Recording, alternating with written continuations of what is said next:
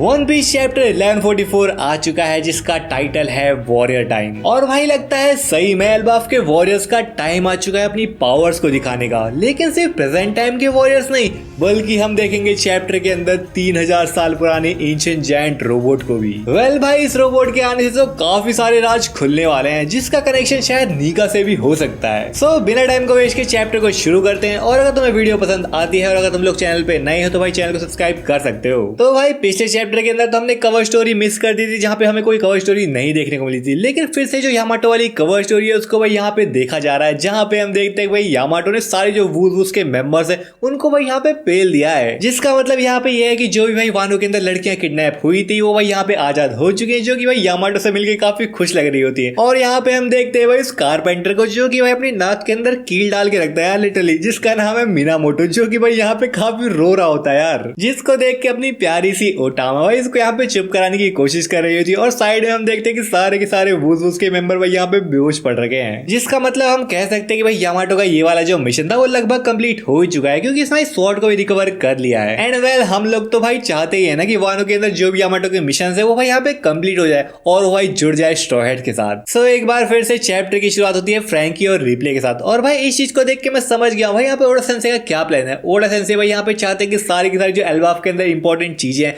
वो भाई यहाँ पे फ्रैंकी ही एक्सप्लोर करे, जिसका आई थिंक भाई फ्रैंकी से कुछ ना कुछ कनेक्शन तो हो सकता है और वही भाई हम इस चैप्टर के अंदर देखेंगे भी। तो यहाँ पे फ्रैंकी और रिप्ले एक काफी स्ट्रेंज सी बिल्डिंग के पास पहुंचते हैं जिसका भाई लुक एक काफी बड़े से एंशिएंट जायंट रोबोट की तरह लग रहा है। और अगर तुम इस बिल्डिंग का हेड या फिर टॉप देखोगे तो भाई बिल्कुल ऐसा लग रहा है कि एंशिएंट जायंट रोबोट का सर हो यहाँ पे, जहाँ पे ये पूरी जो बिल्डिंग है वो प्लांट से कवर हो रखी है। एंड इस चीज को देख के फ्रैंकी भाई पागल हो गया, ही इज लाइक ये क्या है भाई। इस चीज को देख के भाई फ्रैंकी के दिमाग में बस एक चीज चल रही थी और वो है भाई साइंस। इवन यहाँ पे रिप्ले फ्रैंकी को इतना एक्साइटेड देख के खुद कहती है मैं जानती थी यार तुझे ये जगह बहुत पसंद आएगी। तो भाई फ्रैंकी तो समझ चुका था कि ये पक्का एक एंशिएंट जायंट रोबोट ही है, जिसको यहाँ पे भाई रिप्ले कंफर्म भी कर देती है कि ये एक एंशिएंट जायंट रोबोट के रिमेन्स हैं जो कि 3000 साल पुराने हैं। एंड वेल वन पीस के अंदर हमने एक और भाई एंशिएंट जायंट रोबोट को पहले से देख रखा है जिसका नाम है एमएच, जो कि भाई जॉय बॉय का साथी था। तो भाई क्या ये जो एंशिएंट जायंट रोबोट है जो कि 3000 साल पुराना है वो भाई असली जो नीका है उसका साथी हो सकता था? और अगर ये बात सच है फिर तो हम कह सकते हैं कि जो नीका था वो कोई माइथोलॉजिकल फिगर नहीं था बल्कि एक रियल पर्सन था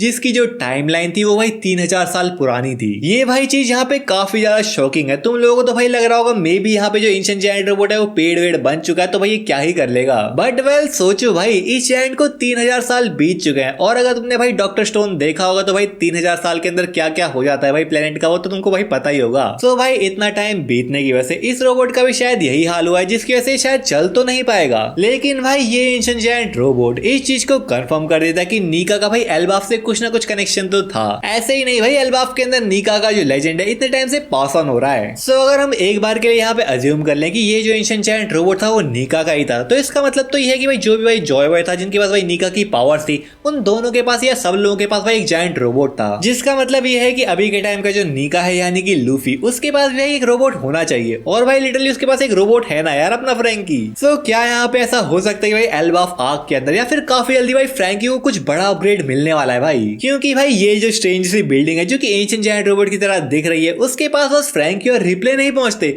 बल्कि भाई उनसे पहले दो और लोग पहुंच चुके हैं यहाँ पे, जो कि है भाई वेगापंक लिलिथ और यहाँ पे हम बॉनी को भी देखते हैं। एंड वेल यहाँ पे वेगापंक का होना, फ्रैंकी का होना और एक एंशिएंट जायंट रोबोट की बॉडी होना, ये तो भाई लिटरली चीख चीख के साइंस का नाम ले रहा है भाई। तो शायद यहाँ पे फ्रैंकी को भाई कुछ ना कुछ अपग्रेड मिल जाए। लेकिन यहाँ पे उससे पहले यहाँ पे हम देखते हैं भाई काफी बड़ा सा क्लाउड का मॉन्स्टर जो कि बिल्कुल भाई जूस की तरह लग रहा है, इनके ऊपर भाई लाइटनिंग से अटैक कर देता है, जिसको देख के भाई बोनी का जो रिएक्शन था। यहाँ पे ये भाई वही मॉन्स्टर है जो कि किलिंगम की पावर से आया है, जो कि भाई फ्रैंकी के ग्रुप के ऊपर अटैक करने लग जाता है। एंड इसी बीच सीन चलता है बाकी सारे जायंट की तरफ जहाँ पे वो स्केलेटन मॉन्स्टर से फाइट कर रहे हैं, जिसका भाई साइज काफी मैसिव है, जिसने भाई जस्ट अभी एक सवाल को डिस्ट्रॉय कर दिया जो कि भाई आग बुझाने के लिए जा रहे थे एल्बाफ की। और भाई यहाँ पे इस जायंट स्केलेटन मॉन्स्टर को देख के ब्रुक भी लाइक क्या ये मेरा बड़ा वर्जन है? हाँ भाई तेरा बड़ा भैया है ब्रुक, मिलने जाके उससे तू। सो यहाँ पे अगर भाई तुम लोग सोच रहे हो कि स्ट्रॉ हैट्स ये सब चीजें देख रहे हैं तो भाई फाइट क्यों नहीं करे, तो भाई यहाँ पे बेसिकली सीन ये है कि जो जारुल है उसने भाई स्ट्रॉ हैट्स को फाइट करने से मना किया है। ही इज लाइक तुम लोग हमारे गेस्ट हो यार, हम तुमको फाइट करने के थोड़ी बोलेंगे। और इवन यहाँ पे हमने स्कूपर कपान का जो बेटा है कॉलन उसको भी देखा था, उसको भी यहाँ पे मना है भाई फाइट करने से। सो यहाँ पे स्ट्रॉ हैट्स भाई जारुल और बाकी सारे जायंट्स के आगे फाइट तो नहीं कर सकते, लेकिन यहाँ पे जो नामी है वो भाई जारुल को इन्फॉर्म करती है उन जायंट्स के बारे में जो कि ऑरेस्ट कैसल के अंदर इंजर्ड हो रखे थे, जहाँ पे भाई जारुल को सारी इन्फॉर्मेशन मिल जाती है कि एल्बाफ के अंदर 2 इंट्रूडर्स आ रखे हैं। जिस चीज को सुन के यहाँ पे जिम्बे भी कहता है कि जो सारी चीजें यहाँ पे एल्बाफ के अंदर हो रही है वो कोई मामूली चीजें नहीं है,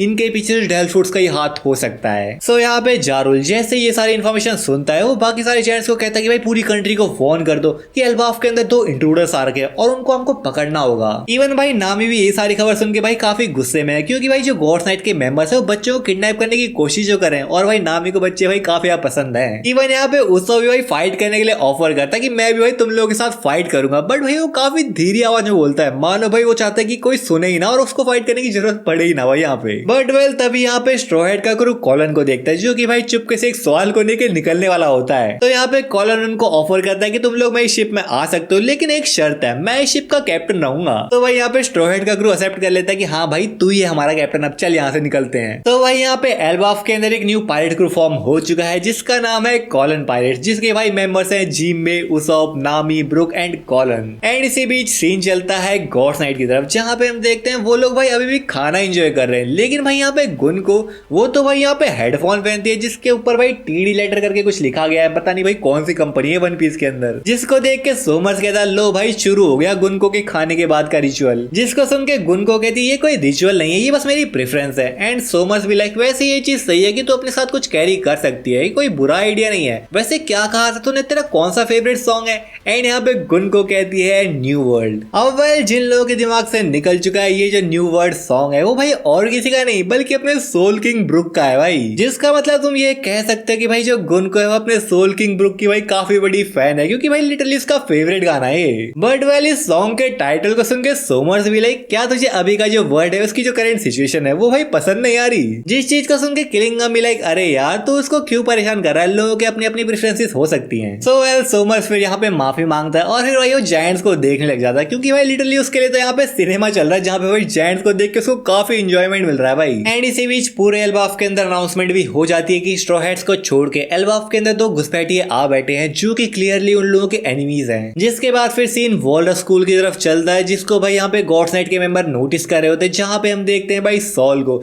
जो कि भाई अपने हाथ में 2 शील्ड को पकड़ के लाता है और भाई यहाँ पे वो बच्चों को रोकने की कोशिश करता है कि जैसे वो शील्ड उनके सामने लाएगा यहाँ पे भाई बच्चे रुक जाएंगे। सॉल भाई यहाँ पे क्लियरली बच्चों को रोकने की कोशिश करता है, क्योंकि भाई जिस तरह से बच्चे आगे जा रहे हैं वो तो भाई आग की तरफ बढ़ रहे हैं, जिस तरह भाई गुनको का जो एरो वो पॉइंट कर रहा है। सो यहाँ पे सॉल एक शील्ड को यूज करता है जिससे जो पहली लाइन में बच्ची चल रही थी वो भाई यहाँ पे रुक जाती है, लेकिन उसके जो पीछे बच्चे चल रहे थे वो भाई उस बच्ची से टकराते हैं और भाई दोनों ही यहाँ पे बच्चे इंजर्ड हो गए, क्योंकि जो इनविजिबल थॉर्न्स थे वो भाई उनको भी अफेक्ट कर सकते हैं, जिसको देख के सॉल, रॉबिन और चॉपर तीनों ही भाई शॉक हो गए, क्योंकि अब भाई वो बच्चों को रोक भी नहीं सकते, अगर वो बच्चों को रोकने की कोशिश करेंगे तो भाई यहाँ पे ऐसा हाल होगा बच्चों का। सो सॉल यहाँ पे अपना एक और दिमाग लगाता है और वो सोचता है क्यों ना इस बार भाई बच्चों को पीछे से खींचा जाए, क्योंकि अगर पीछे से एक एक करके बच्चों को खींचोगे फिर तो भाई वो कोलाइड भी नहीं होंगे ना। सो सॉल यहाँ पे रोप को यूज करता है और लास्ट वाले बच्चों को खींचने का ट्राई करता है, लेकिन भाई यहाँ पे हम देखते हैं कि एक फेनरिर आ जाता है जो कि भाई सॉल के ऊपर अटैक कर देता, यानी कि भाई ये जो फेनरिर है उसको भाई टास्क मिला है कि बच्चों को भाई यहाँ पे प्रोटेक्ट करे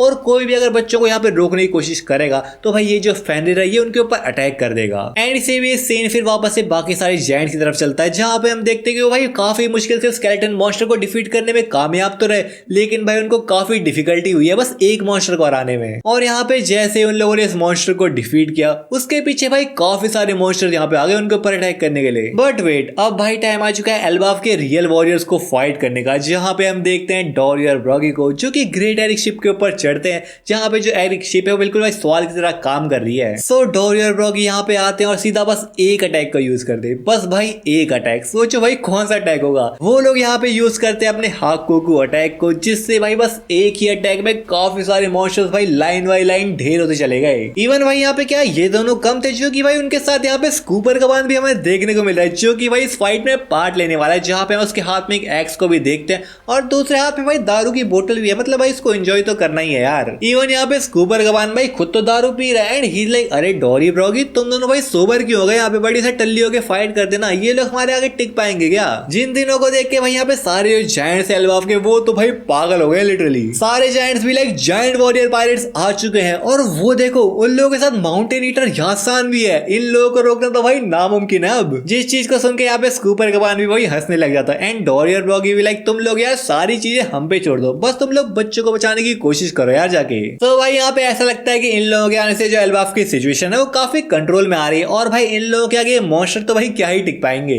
अब भाई यहाँ पे गॉड्स नाइट को कुछ ना कुछ और तो करना पड़ेगा क्योंकि भाई ऐसे तो काम नहीं चलने वाला भाई, क्योंकि अभी तो स्ट्रॉ हेड्स के स्ट्रॉन्ग मेंबर्स है उसने तो भाई फाइट को ज्वाइन ही नहीं करा है। इवन भाई जो हाजरुद्दीन और लोकी है वो तो यार थोड़ा बात करने में बिजी हो जाएंगे शायद। अब जहाँ पे हमें इनकी कन्वर्सेशन से एल्बाफ का जो पास्ट है, आखिर लोकी ने अपने फादर को क्यों मारा, लोकी के पास कौन सी पावर है, ये सब पता लग सकता है। बट भाई रुको रुको, इस चीज के लिए वेट करने की क्या जरूरत है भाई, मैंने ऑलरेडी सारी चीजों को भाई एक वीडियो के अंदर कवर कर रखा है यार, जिसके अंदर मैंने भाई हितो नोमी मॉडल नीका, एनारू का गोरो नोमी और इवन प्रिंस लोकी के डेलफुड की भी बात करी है भाई। तो भाई जाके चेकआउट करो इस वीडियो को।